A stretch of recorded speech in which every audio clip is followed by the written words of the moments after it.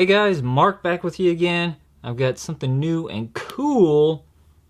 It's the Lumintop IYP365.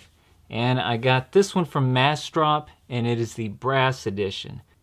These were available in Cree and Nichia. I went with the Nichia, and I went with the brass.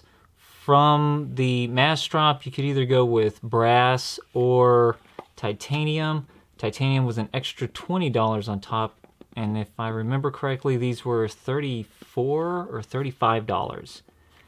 Now, if you go to the Lumintop website, it says you can order them from Amazon or AliExpress, but when you click on the links, one of them says it does not ship to the United States, and the other one just puts you in a loop back to Lumintop. So it's not an active link. Okay, so what do we have? We've got the light, and a vacuum sealed bag, instructions, a couple of extra O-rings, and that's it. Nothing special about the box. Alright. So, what your basic settings are for the Cree, you've got a high of 200 lumens for 35 minutes. The mid one is 40 lumens at 25 hours, or a low for 3 lumens at 50 hours.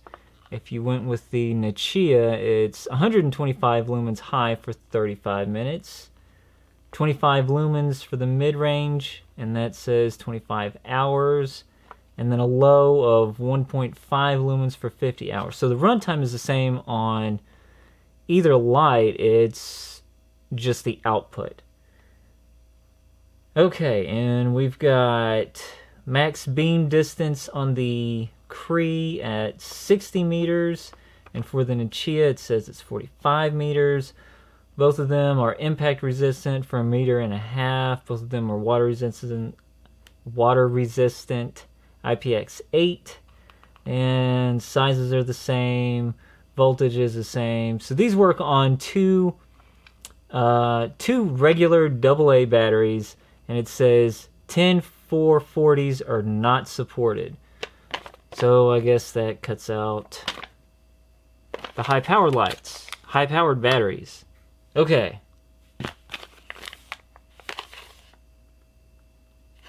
There's a little note on here, and it says, okay, and the note says, a oxide spot included may be found in this flashlight due to material characteristics, and this is a normal phenomenon. Yes, it is. It's brass.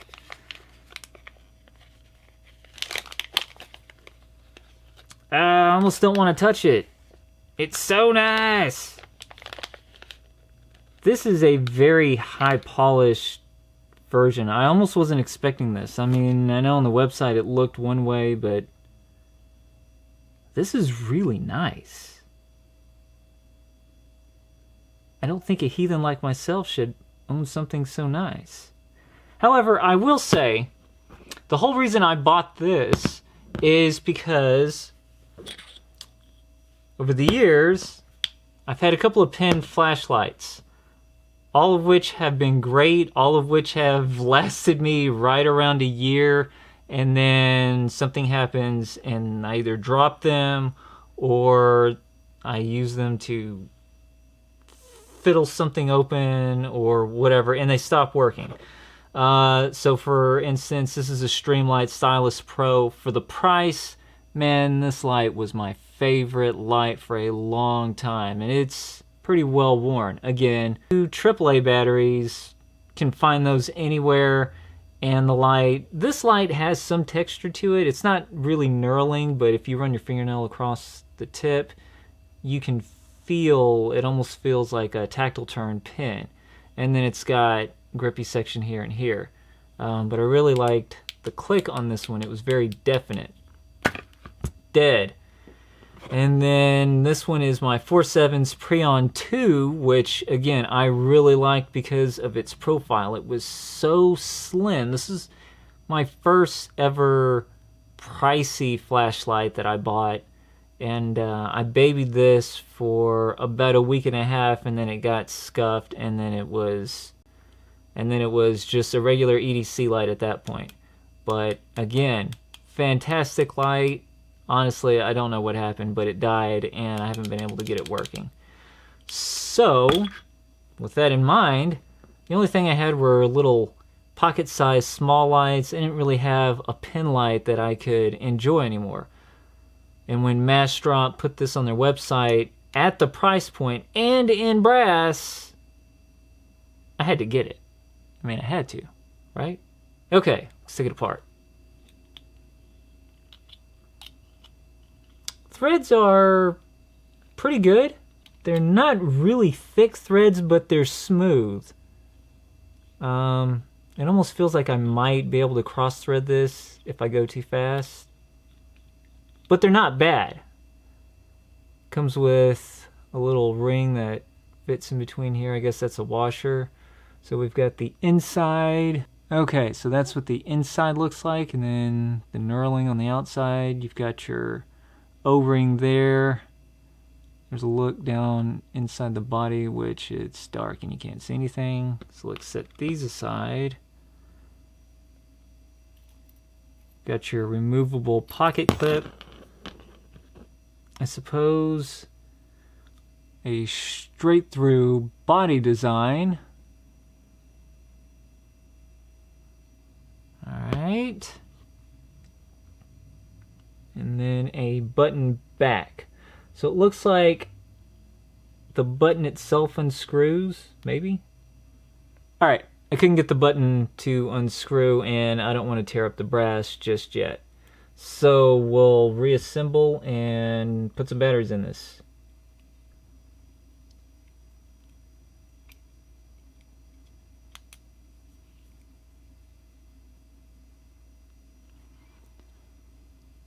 Okay, overall pretty nice. So you've got the name Lumintop right across the front bezel. Man, that is picking up fingerprints like crazy. And then you've got the model, which is IYP365. And then you've got some, I guess these are anti-roll notches here,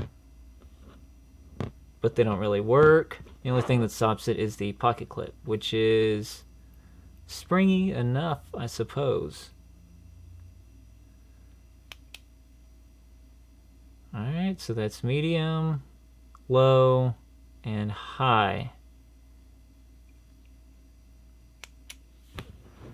Alright, so let's get a total weight with batteries on this one.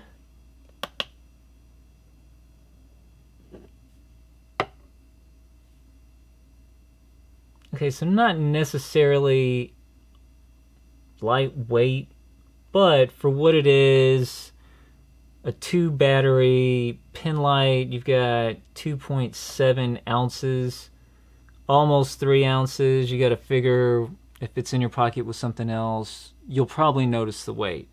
Again, same size, way more output, definitely heavier. But if you were a kid growing up in the 80s and or 90s, your flashlight options were limited. You had either the giant mag light or the 2-cell C batteried flashlights, or you had the 2-cell mag light, AA.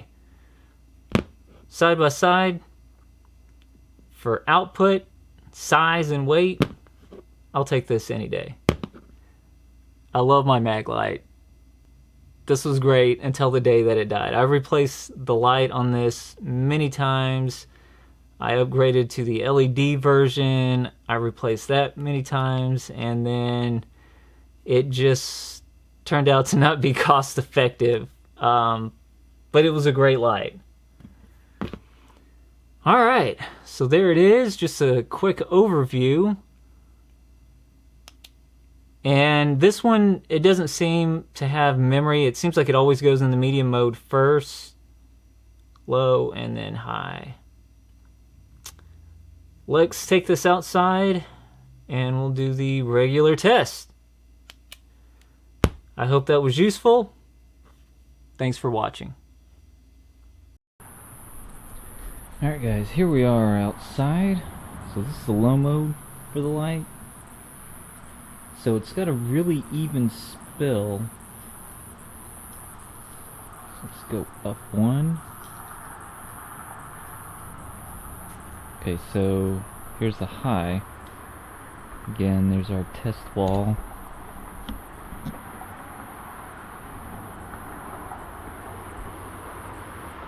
Medium. Low. Alright. So again, pretty even spill of light. You have to get really close to see the outline. Okay, so then we're back on high. Here we are, high. So test fence. I have to apologize for the bugs, it's crazy out here. Okay, it's our 50-yard down there.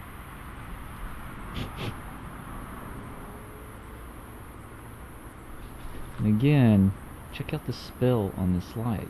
It's really even.